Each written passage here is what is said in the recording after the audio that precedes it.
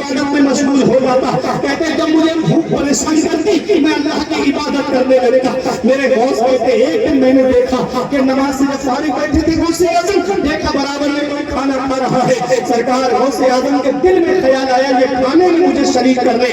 اس نے کہا آؤ بیٹا کھانا کھا لو. میرے غوث بیٹھے. اس نے کہا بیٹا کہاں پڑھتے ہو؟ کہا مدرسہ نظامیہ میں پڑھتا ہوں. اس مسافر نے کہا بیٹا مدرسہ نظامیہ میں قصبہ جیلان کے محلہ نیس کے سادات گھرانے کا ایک لڑکا پڑھتا ہے جس کا نام عبد القادر ہے, کیا اسے جانتے ہو؟ میرے دوست نے کہا اس سے کیا کام ہے؟ کہا میں ان کے محلے کا رہنے والا ہوں. میں آ رہا تھا ماں نے تھوڑا سونا دے کے اس سے کہا میرا بیٹا بغداد میں پڑھ رہا ہے, میرا بیٹا بغداد میں تعلیم حاصل کر رہا ہے, یہ سونا میرے بیٹے کو دے دینا اس کے خرچ میں کام آئے گا. میرے دوست سے اس نے کہا میں 3 دن سے اس لڑکے کو ڈھونڈ رہا ہوں, مجھے وہ نہیں ملا. میرے پاس جتنے پیسے تھے خرچ ہو گئے. آج اس کا تھوڑا سونا بیچ کے یہ کھانا خرید کے لایا ہوں. کیا کہتا اسے کوئی جانتے ہو؟ میرے دوست نے فرمایا جس عبد القادر کو تم تلاش کر رہے ہو وہ عبد القادر نہیں تو ہوں, وہ غوث اعظم نہیں تو ہوں. اسے کہا بیٹا معاف کر دینا, میں نے تمہارا تھوڑا سونا بیچ دیا ہے.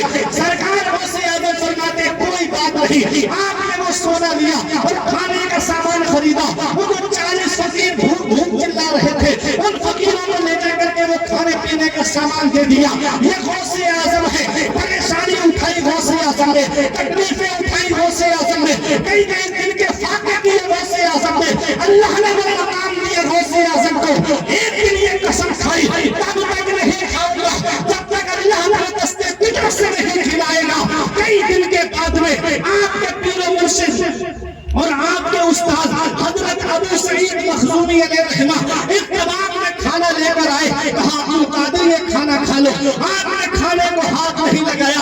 اے ابلیت پر وہ جوار سے آنے والوں علماء کی دعائیں لے کر غوث اعظم نے کھانے کو ہاتھ نہیں لگایا. کانوں میں غیب سے آواز آتی ہے یا عبد القادر جیلانی بحق علیکا کل و بحق علیکا اشرح